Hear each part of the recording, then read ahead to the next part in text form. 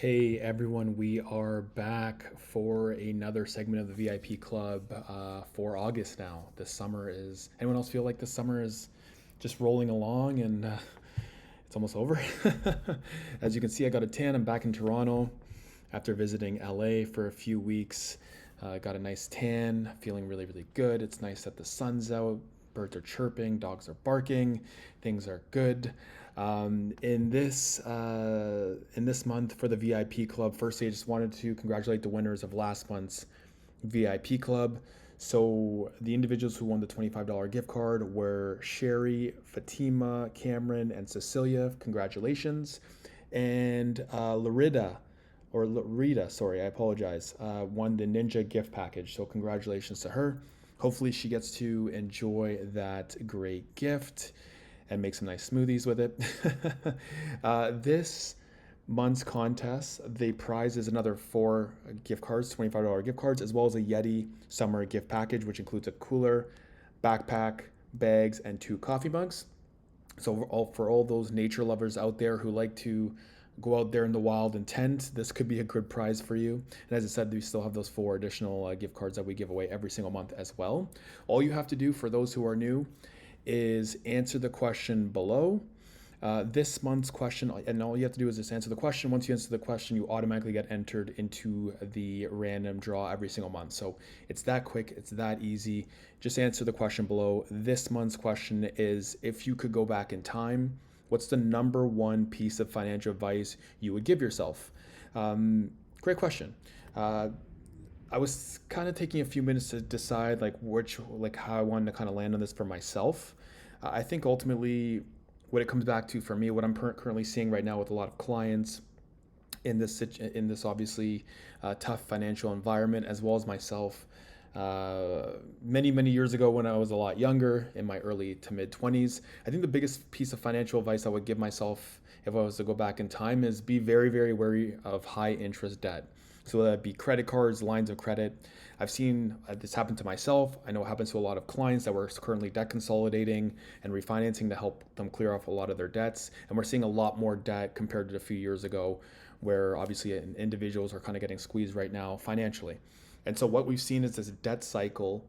And I know I've seen this in the past with myself personally and for others, family, friends, as well as clients, is that you think that you're just putting, a couple grand on the credit card or the line of credit, and then 6 months later you think you're going to pay it back, and then 6 months later it doubles the balance, or you continue to use it, you can't keep up with it, and then you have to potentially look at bankruptcy or consumer proposals, or you're kind of in a little bit of trouble there, or obviously for some clients a debt consolidation refinance, right? So I think the number one piece of advice is just making sure that you really try to stick handle cautiously credit card, high interest credit card products, high interest line of credit products, high interest credit products in general, so that you don't get into that vicious debt cycle that we see clients, and I've been through myself, go kind of over and over again, where you feel like you're spinning your wheels, working a lot, paying it down, adding it back up in terms of the balance, etc. So I would say that's my number one piece of advice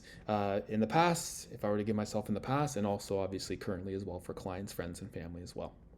Um, a couple of things to take note of. Obviously, the Bank of Canada decided not to reduce the variable rates and the adjustable rate mortgage rates for clients and for mortgagees. Um, based on economists from CIBC, Scotiabank, BMO, and RBC, they're still saying that they are expecting two rate decreases at the end of 2025. When those will be, my guess is in the fall, maybe one in the fall, one in the winter. There's still, people think that based on the economy, based on the unemployment rate being quite high, as well as youth unemployment being very, very high, especially in Toronto and the major city centers. Also in Alberta, Calgary, and Edmonton have this issue as well. They are expecting rate reductions on the variable rate side of the equation. Fixed rates have stayed super, super flat and super stagnant. So we're not really seeing a lot of movement there, unfortunately. So what does that mean for you? If you're considering or looking at potentially your options, whether you're a first-time home buyer or existing lender, I mean, personally, I am a little bit more risk tolerant, so I would tend to sway more on the variable adjustable side if you're thinking about it. But ultimately, I know that a lot of people have kind of a little bit of shock and are a little bit scared from the past couple of years ago when COVID, when rates went from 2% to 7%. So we're still seeing a lot of fixed rate mortgages on the 3-year and the 5-year fixed side. So there is no wrong answer here. Ultimately, you've got to determine for yourself what's best for you. But it does look like the variable is going to be below 4% by the end of 2025. So keep that in mind. Another quick point before I let you guys go here.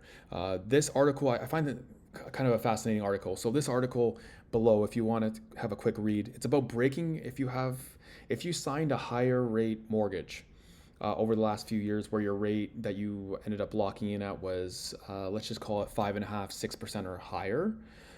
Then this article discusses essentially breaking your high rate mortgage and refinancing it to a lower rate by using essentially what's called a cashback mortgage. So essentially what that means is that obviously when you break a mortgage, there are breaking penalties, which can be between $5,000 to $10,000.